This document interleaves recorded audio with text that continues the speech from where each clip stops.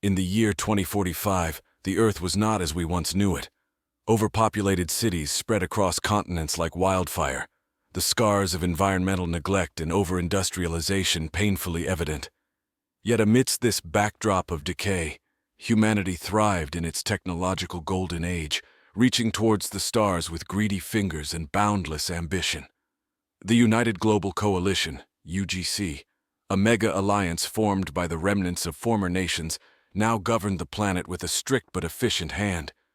The UGC had managed to keep a tenuous peace through a mix of diplomatic cunning and technological prowess, enforcing its rule with a fleet of automated drones and AI-driven policing systems. At the heart of UGC's strategy was the monumental space elevator, known as the Ascendant. Anchored in the Atlantic just off the coast of what used to be Sierra Leone, the Ascendant stretched beyond the Earth's atmosphere, a towering testament to human ingenuity and a lifeline to the orbital colonies and mining operations on the Moon and Mars. Dr. Ilara Miles, a prominent astrophysicist, gazed at the holographic projections flickering in her lab. The soft hum of machinery played a comforting melody as she analyzed data from recent asteroid mining missions. The peace, however, was superficial.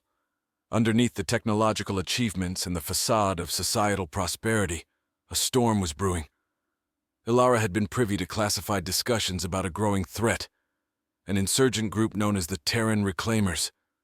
They were radicals, eco-terrorists in the eyes of the UGC, who believed that humanity should abandon its extraterrestrial ambitions and focus on restoring Earth. Their attacks had been minor so far, but their rhetoric was becoming increasingly aggressive, and their numbers were growing. Just as Ilara adjusted the focus on her hologram, her office door chimed. It was her assistant Theo, a young and eager graduate from the UGC Academy. "Dr. Miles, there's an urgent message from Director Juan. He needs you at the command center," Theo said, his voice tinged with a mix of excitement and nervousness. Ilara nodded, her mind racing with possibilities. "Let's not keep the director waiting." As they walked briskly through the corridors of the UGC's research facility, the air was abuzz with whispers and hurried steps. The facility, a sprawling complex buried under the remnants of the Appalachian Mountains, was a hive of activity, with scientists and military personnel mingling in a choreographed dance of urgency. Upon reaching the command center, Ilara was met with a wall of screens, each displaying different sectors of Earth and space operations.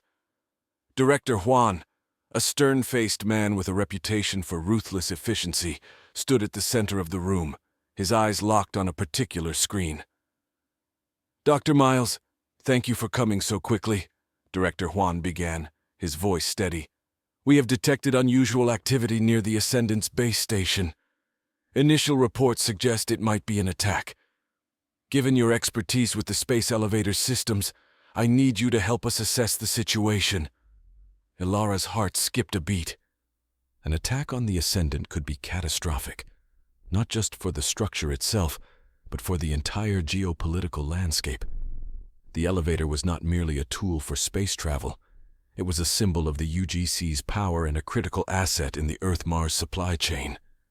As she approached the designated console, her mind was already racing through potential scenarios. Could this be the work of the Terran Reclaimers? If so, how did they bypass the security systems? What was their end goal?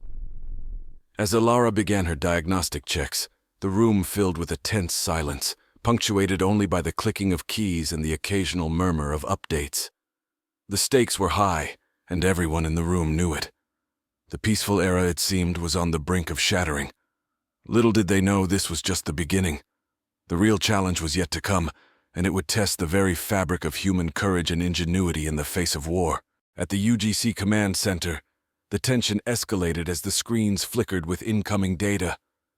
Ilara Miles's fingers flew over the control interface, her focus laser-sharp as she sought to untangle the mysterious signals emanating from the base of the Ascendant. Beside her, Director Juan monitored the situation, his gaze never wavering from the data storm unfolding before him. "Dr. Miles, what's your assessment?"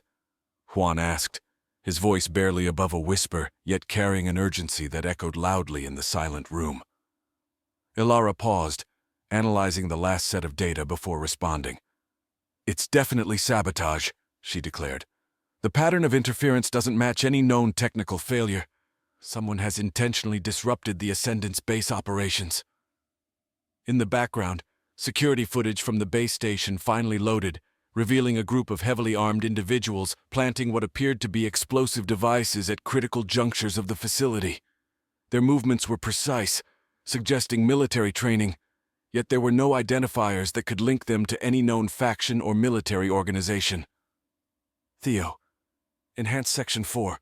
I want a closer look at their gear," Alara instructed, her assistant nodding as he zoomed in on the footage. The details that came into focus were chilling. A patch on one of the assailants' uniforms bore a symbol, a green and blue earth encased in a broken chain, the unmistakable emblem of the Terran Reclaimers. "This confirms it," Alara said, her voice steady despite the implications. "The Reclaimers have escalated their tactics. This isn't just a protest or a demonstration, they're aiming to cripple us." Director Juan stood abruptly, his chair scraping against the floor with a harsh sound. "Prepare to initiate the crisis response protocol. Notify all sectors and alert our forces at the Mars colony. We cannot let them succeed."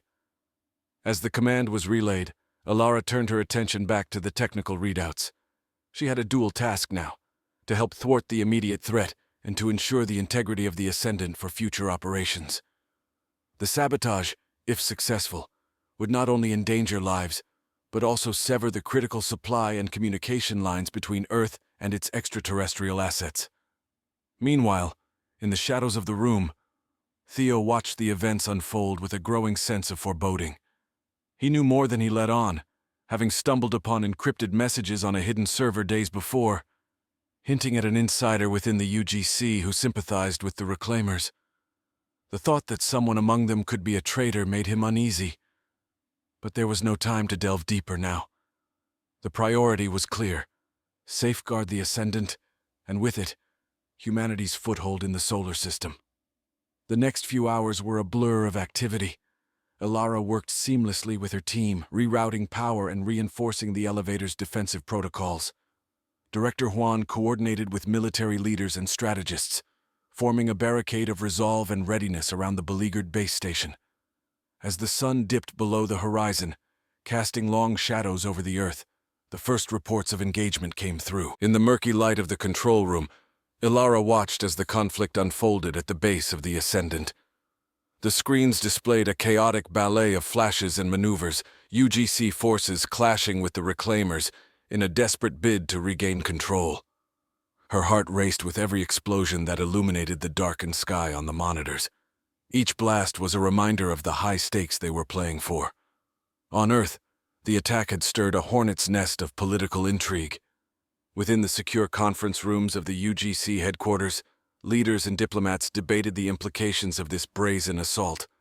Some called for immediate and overwhelming retaliation, while others cautioned that such a response might only further alienate the already disgruntled segments of the population who sympathized with the Reclaimers' cause.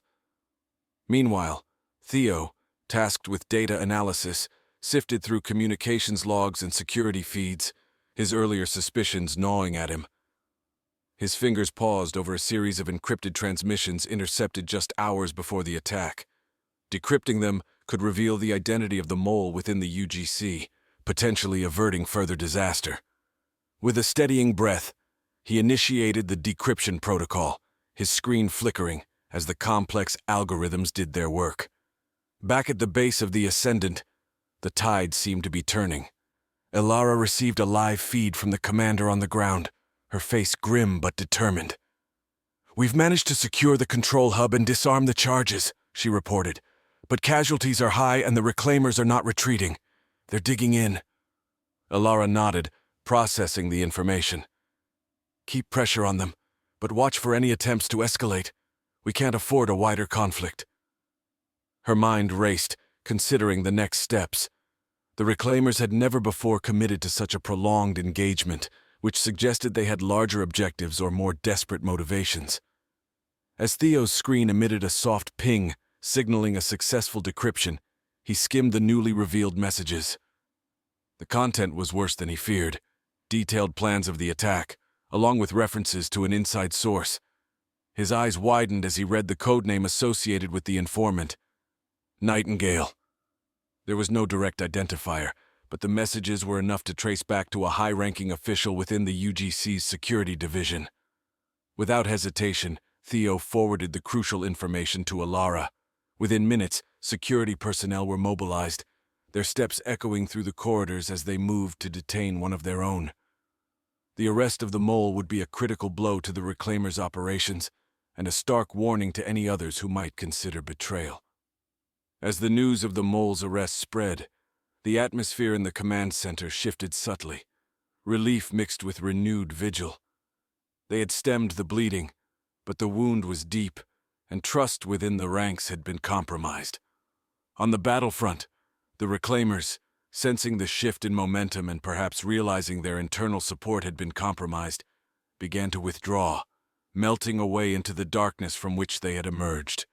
The immediate threat to the Ascendant was over, but the echoes of the blast would resonate long into the future. Alara leaned back in her chair, exhaustion creeping into her bones.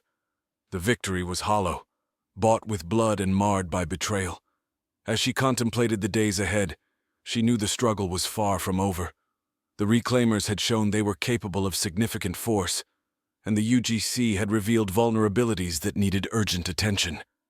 In the silence that followed the storm, both sides would regroup, but the battle lines had been redrawn, possibly forever altering the trajectory of humanity's reach for the stars.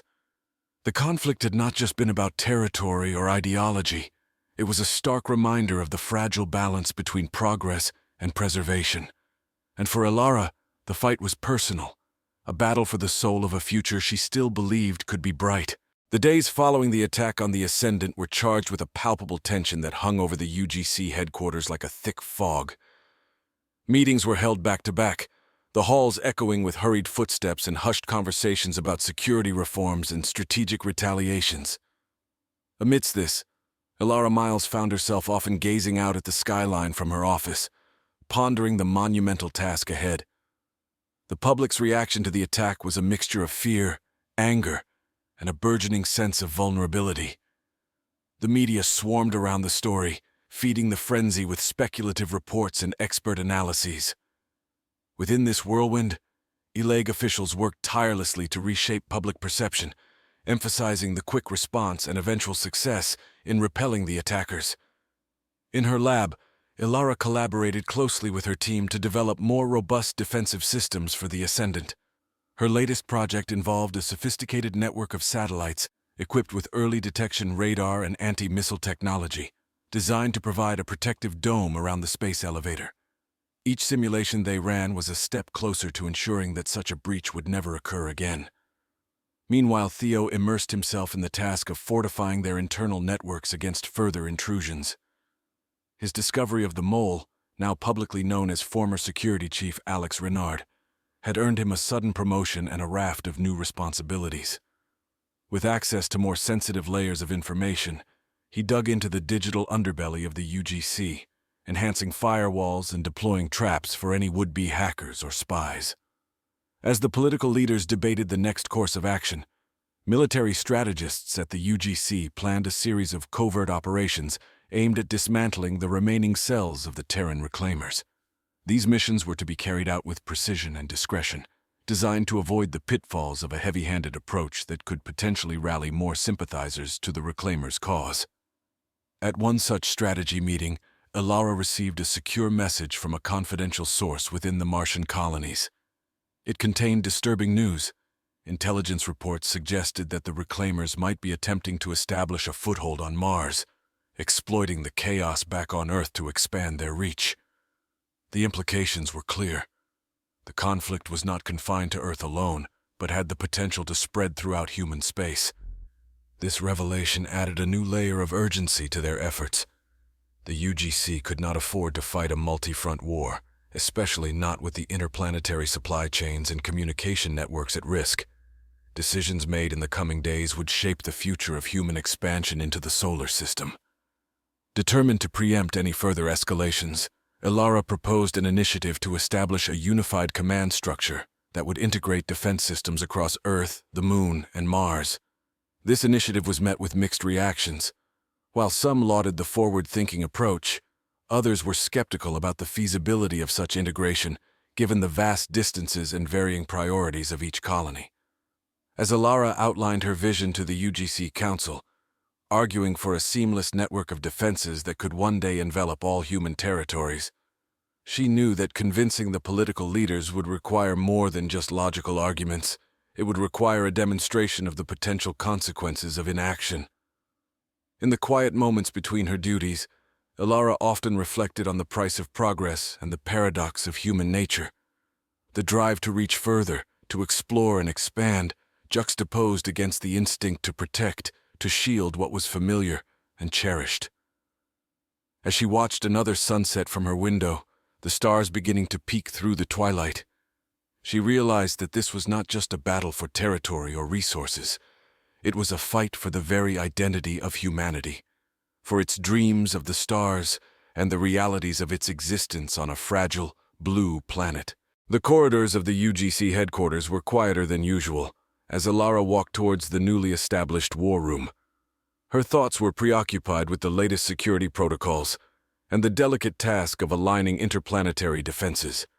The war room, a term that seemed increasingly literal, was a nexus of strategy and tension, its walls lined with live feeds and data streams from across human-occupied space. Inside, military officers and civilian advisors crowded around a large holotable displaying the Martian surface. The focus was on a small outpost that had started as a scientific research station, but had recently shown signs of militarization. The suspicion was that the reclaimers had made their move to establish a presence there. "We need to consider the possibility of direct intervention," suggested General Carter, a veteran of space warfare whose stern features often concealed his strategic acumen. "If the reclaimers secure a base on Mars, they could threaten the supply routes between Earth and the outer colonies." Alara listened intently, her mind racing through various scenarios. "An intervention needs to be calculated and precise," she responded. "We can't risk a full-scale confrontation without knowing their capabilities or their backing on Mars. We need more intelligence before we make any moves." The discussion shifted to surveillance options, ranging from spy satellites to covert ground teams. It was decided that a small, specialized team would be deployed to gather intelligence on the ground. This team would include experts in both combat and diplomacy, a combination that reflected the dual nature of their mission. Theo, meanwhile, had set up his own command station in the network security hub, monitoring communications and ensuring that their plans remained shielded from prying eyes. His screens flickered with streams of data, each one a thread in the intricate web of UGC's digital defenses. His recent work had uncovered another unsettling piece of information: chatter among hacker groups that suggested a possible cyber attack in coordination with the Reclaimers' physical military actions. This led to an immediate escalation in their cyber defense protocols, with Theo at the helm, coordinating a team of elite cyber specialists. Back on Earth, the public's unrest grew as news of potential Martian involvement leaked. Protests erupted in several major cities, with people demanding transparency and reassurance from UGC officials. The government's response was swift, with public addresses and information sessions designed to calm the public and outline the steps being taken to secure human interests on Mars and beyond. Alara attended these briefings, providing scientific insight and context to help the public understand the challenges and strategies involved in space defense. Her ability to explain complex topics in accessible language made her a popular figure, both within the UGC and among the general populace. In one such briefing, broadcast across all UGC channels, Elaha outlined the importance of solidarity and collective defense. "Our survival and prosperity as a species depend not just on our ability to defend ourselves, but also on our willingness to support each other across planets and stations. This is not just a fight for control, it's a fight for our future," she declared. Her words resonated with many, strengthening the resolve of those who believed in the UGC's mission. Yet, there were still those who felt that the expansion into space had been too fast, too reckless. The Reclaimers' increasing boldness was a testament to the deep divisions within human society about the path forward. As Alara left the broadcast station, Her thoughts were interrupted by an urgent message from Theo. "Dr. Miles, we've got a situation. The preliminary reports from our Mars team have come in, and it's not what we expected." Rushing back to the security hub, Alara braced herself for what was next. Whatever the message held, it was bound to further complicate the already volatile situation. Her resolve hardened. No matter the challenges, she was ready to face them, to weave together the alliances and strategies that would ensure humanity's place among the stars. In the dim glow of the security hub, Theo handed Alara the tablet containing the Mars team's preliminary report. Her eyes quickly scanned the document, absorbing every detail with a growing sense of urgency and surprise. The findings were unexpected. The situation on Mars was far more complex than a straightforward reclaimer settlement. The settlers are not just militants. They include families, scientists, and ex-military who claim they're establishing a self-sustaining colony. Alara read aloud, her voice tinged with confusion. They're seeking independence from Earth, not just a base for aggressive expansion. The implications were profound and raised ethical and strategic questions about the UGC's next steps. It wasn't merely a rebellion. It was potentially the birth of a new societal structure beyond Earth, one that might not align with the UGC's vision but wasn't inherently hostile. General Carter, standing by her side, frowned as he considered the options. "This complicates our approach. We can't treat them all as enemies. It might push the moderates into full rebellion." Alara nodded, her mind working through the implications. "We need to open a dialogue. There's an opportunity here to integrate their colony into our network under mutual terms. If we handle this correctly, we could set a precedent for how Mars governs itself." The decision was made to send a delegation to Mars, including diplomats, scientists, and security personnel, a mix that reflected their balanced approach to what had initially appeared to be a straightforward military threat. As preparations for the mission went underway, Alara spent long hours in meetings with her team and the upcoming delegation, planning every detail of their approach. They worked tirelessly, aware that the outcome would significantly impact human interplanetary relations. The day of the departure arrived. The delegation was set to travel via the newly fortified Ascendant, now a symbol of Earth's resilience and commitment to peaceful expansion. Cameras broadcast the departure live, capturing the determined faces of those who were about to navigate a potentially historic negotiation. Back on Earth, Theo continued his vigil over the UGC's networks. The cyber attacks had lessened, but the threat lingered, a constant reminder of the stakes they were playing for. His efforts to fortify their systems had paid off, though he knew that in the realm of cyber warfare, no victory was ever permanent. Days turned into weeks as negotiations on Mars progressed. Alara received regular updates, and each report brought news of gradual progress. The settlers were wary but willing to discuss terms that would allow them significant autonomy while still maintaining allegiance to Earth. The final agreement was historic. Mars would gain a form of self-governance as a protectorate of Earth, with its own local government but aligned with UGC's broader goals and policies. In return, Earth would provide protection, scientific collaboration, and access to resources. The treaty was signed with Earth and Mars watching, a live feed connecting every screen from the two planets. In the aftermath, as Alara watched the celebrations on both worlds, she felt a mix of relief and anticipation. They had averted a war and opened a new chapter in human space exploration, one based on cooperation and mutual respect. The success of the Mars Treaty rippled back through Earth's political landscape, calming some of the unrest and providing a new model for dealing with dissent and independence within humanity's expanding borders. As peace settled over the human settlements of Earth and Mars, Alara looked to the stars. The challenges ahead were daunting, but for now, humanity had shown that it could find unity in diversity, peace in compromise. The future was uncertain, but it held a promise that the trials they had faced might someday lead to a truly united human civilization among the stars.